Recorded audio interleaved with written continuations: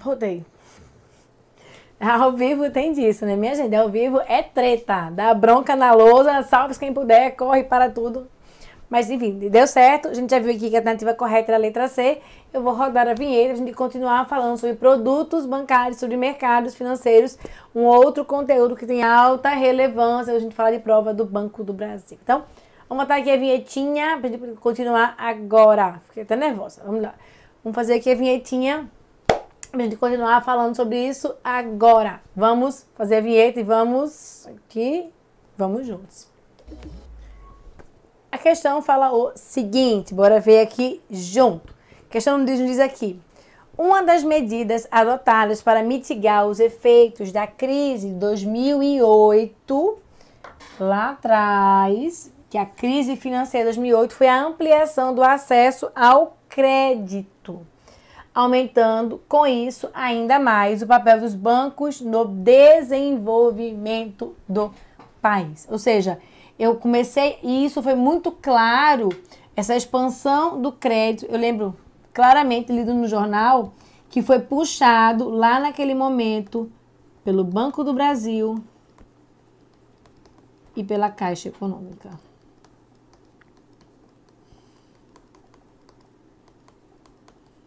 Então, essas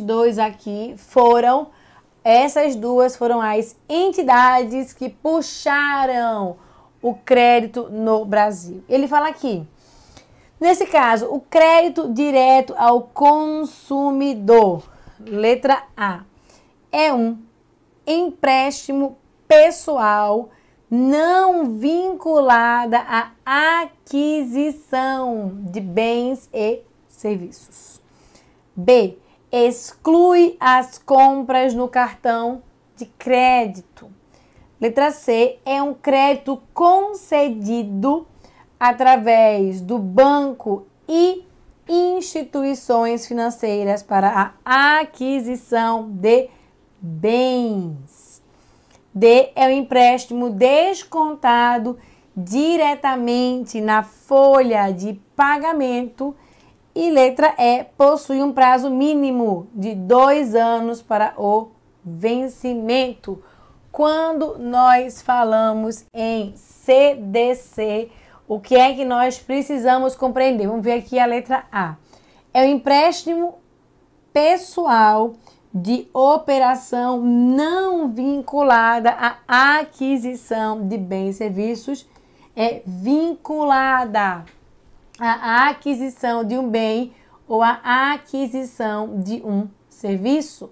Então, tá ali vinculada, sim. Exclui as compras de cartão de crédito. Eu posso ir a um CDC para fazer o pagamento das minhas compras de cartão de crédito. Então, letra A, falsa. Letra B, também tá nesse caso aqui, incorreta. Letra C, é um crédito concedido através de bancos e de instituições financeiras para a aquisição de bens. Então, essa aqui é a nossa alternativa correta, CDC, que é a forma preferida dos brasileiros para se endividar. Letra D, é um empréstimo descontado diretamente na folha de pagamento. Esse tipo de empréstimo aqui que está sendo falado é o caso do consignado. Aí é o consignado na folha, que inclusive tem uma sequência de limitações. Eu só posso consignar no máximo até 30% do salário, não posso consignar mais do que isso com dívida. Então, tem uma série de regramentos específicos sobre o nosso consignado. Eu tenho ainda que possui um prazo mínimo de 2 anos para o vencimento. Quem tem prazo mínimo de 2 anos de vencimento é o leasing. Parabéns, com vida útil de até 5 anos. Então, é um crédito concedido através de bancos e instituições financeiras para a aquisição dos bens. E isso é visto nesse caso aqui, na letra C, definido aí para que ninguém tenha dúvidas sobre as questões vinculadas, nesse caso aqui, ao crédito direto ao consumidor, vinculado, nesse caso, à aquisição de um bem ou de um serviço. Então, é isso daqui. Vamos para a próxima questão.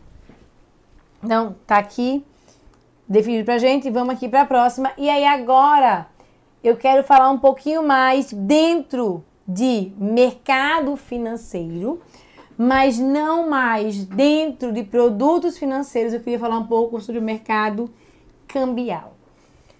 Por que mercado cambial, Amanda? Porque é uma questão que insiste em aparecer nas provas. Mercado cambial é uma operação que cai muito em prova. Então, assim, não tenha dúvida de sua ampla frequência. E aí, o que é que nós temos nesse caso aqui?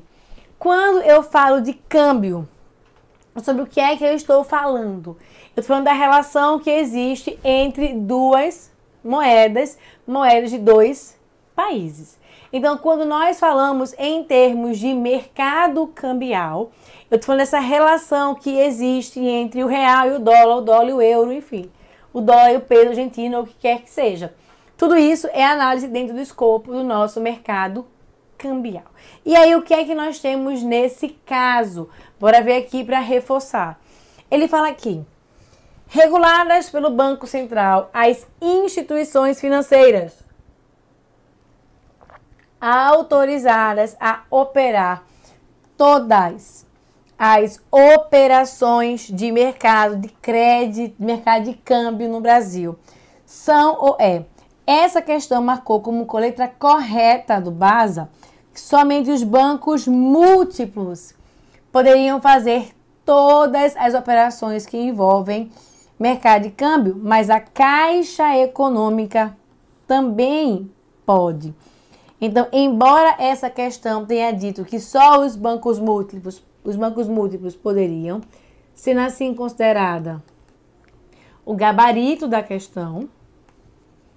Então, tá aqui o meu gabarito.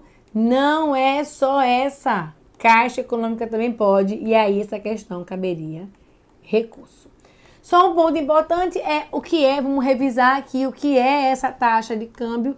A taxa de câmbio mede, nesse caso aqui, quantos reais, quanto de moeda doméstica, que nesse caso eu vou chamar de reais, eu preciso, nesse caso aqui, para deter ou para comprar, deter uma unidade de moeda estrangeira. E aí, só para que a gente possa reforçar nesse caso aqui, o que é que nós teremos, o que é que nós teremos nesse sentido aqui para poder reforçar. Qual é o câmbio hoje, né? Qual foi o câmbio ontem, já que hoje é sábado de tarde. Então, nosso câmbio fechou ontem no Brasil com o dólar valendo R$ 5,41, tá? Daqui 5,41. E isso aqui representou uma alta de 1,30%. O que é que isso significa, Amanda? Finalmente, quando a taxa de câmbio sobe e eu tenho um regime, no caso Brasil, o regime oficial é um regime de câmbio flutuante. Nesse regime de câmbio flutuante, que é a sua definição formal, o governo não faz intervenção no câmbio, pelo menos de maneira teórica, embora a gente saiba que o governo faz sim intervenções no mercado cambial. O que nós vamos ter é o seguinte: nesse regime de câmbio flutuante, quando há uma alta da taxa de câmbio, a gente fala que houve uma depreciação da moeda. Então, quando é que eu tenho uma depreciação da moeda? Quando eu tenho uma alta da taxa de câmbio. Ou seja, a minha moeda está enfraquecida. Eu preciso de mais moeda local para fazer o mesmo uso, nesse caso, para fazer a mesma compra de $1. Então, nossa moeda, ela fica mais frágil, ela fica mais fraca. Do outro lado, se houvesse uma redução da taxa de câmbio, eu precisaria de menos reais para comprar uma unidade de dólar. E aí, nesse caso, considerando nesse caso aqui, um regime de câmbio flutuante, eu diria que nesse lugar há uma apreciação da moeda.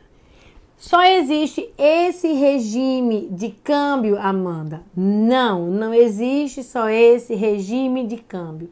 Eu tenho ainda o regime de câmbio fixo. E nesse regime de câmbio fixo, nós temos a determinação da taxa de câmbio por parte do governo. O governo determina, nesse caso aqui, qual vai ser a taxa de câmbio desse país. Eu tenho regimes intermediários de câmbio. E que regimes intermediários de câmbio são esses? É a minha flutuação suja. Então, é o regime de flutuação suja, em que o Banco Central, vez por outra, faz uma intervenção na economia. Veja que o nosso regime no Brasil se assemelha muito mais com o regime de flutuação suja do que com o regime de câmbio flutuante. Então, é bem mais o regime de flutuação suja. Embora formalmente a gente diga, nesse caso, que existe um regime de câmbio flutuante, e eu tenho ainda, no caso de câmbio fixo, um outro regime chamado de regime de bandas cambiais. E aí, nesse regime aqui de bandas cambiais, o que é que nós vamos ter nesse caso aqui? Dentro do regime de bandas, a gente, só para relembrar, a taxa de câmbio vai flutuar livremente entre os limites de banda. Então, ela é flutuante dentro do limite, mas os limites são rígidos. Não vai ultrapassar, não vai ser maior que, sei lá, o câmbio não vai ser maior, por exemplo, que R$6, mas também não vai ser menor, por exemplo, do que R$2,50. Essas seriam as bandas cambiais. E aí é somente um exemplo aqui para a gente poder reforçar essa análise em termos de câmbio, tá? Tem mais uma questão que eu queria falar com vocês para a gente poder reforçar, e a lousa hoje está virada. Vamos embora. A questão fala aqui o seguinte, tá? Bancos múltiplos, mas Caixa Econômica também pode fazer operação, tá? Então, aqui claramente caberia recurso nessa prova, tá? Vamos aqui em frente para mais uma questão. E a questão fala o seguinte: se a taxa de câmbio estiver no patamar muito baixo, se, por exemplo, a minha taxa de câmbio for de R$2 por dólar americano e o Banco Central quiser fazer uma intervenção para aproximar a taxa de câmbio de R$3, ele pode fazer isso? Pode. Vamos pensar aqui, o mercado cambial, a taxa de câmbio, ela é definida por uma interação entre a demanda por divisa, a demanda por dólar e a oferta de dólar. Esse aqui é o meu equilíbrio no mercado cambial. E aí, o que é que nós vamos ter nesse caso aqui? Se o governo quiser fazer uma operação para subir a taxa de câmbio, ele tem que fazer o movimento ou de expansão, ele vai ter que fazer um movimento de expansão de demanda. Porque quando a demanda aumenta, eu vou ter, nesse caso aqui, um preço maior e esse preço é a minha taxa de câmbio. Eu vou sair, por exemplo, de um câmbio de R$2 para um câmbio de R$3. Que saudade, né? Um câmbio chegando a R$3. Se o Banco Central quiser fazer uma intervenção e jogar esse câmbio para R$3, o que o Banco Central pode fazer? Ele pode fazer venda de dólares no mercado de câmbio à vista. Ele vai fazer venda de dólares no mercado de câmbio futuro. Ele vai fazer uma operação que fique comprada no swap cambial reverso. Ele vai fazer uma prova que fique comprada em um swap cambial tradicional. E ele vai fazer a emissão de títulos cambiais no mercado. Essa questão aqui é uma questão bem trabalhosa, porque a sua alternativa nesse caso é a letra C. Ele vai ficar comprado em um swap cambial reverso. Não é o caso de um swap cambial tradicional, não. Não vai fazer operação de venda de dólar, porque a operação de venda expande a oferta e quando expande a oferta reduz a taxa de câmbio, nem no câmbio à vista, nem no câmbio futuro, não vai fazer um swap tradicional e nem vai emitir títulos cambiais no mercado. É uma questão mais trabalhosa nesse caso aqui, essa operação de swap reverso. Como é que isso funciona? Deixa só eu manter aqui. Hoje não vai terminar. Como é que isso vai funcionar nesse caso? Tem aqui uma questão justamente da FGV Bonestes que mostra isso. Ele fala: o Banco Central possui autorização para realizar intervenções no mercado de câmbio. E como é que esse instrumento funciona? Ele consiste em um acordo que o Banco Central paga aos investidores os juros do período que recebe em troca a variação da taxa de câmbio. Ou seja, eu vou pagar juros e eu vou ganhar esse rendimento, essa variação cambial. É isso que nós chamamos de swap cambial reverso. Só para reforçar nesse caso aqui, o swap é uma operação de troca de fluxos de caixa.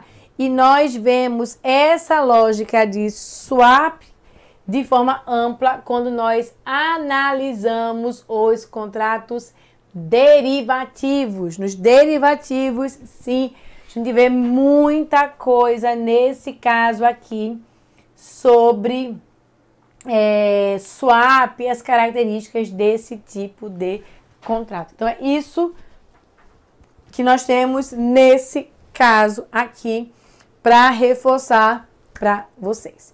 Temos ainda, então aqui, a gente vai só passar aqui, deixa eu só voltar para cá, que a lousa deu esse BO. A gente termina aqui os conteúdos associados nesse caso aqui, todos os conteúdos associados ao que tem de mais frequente nas provas.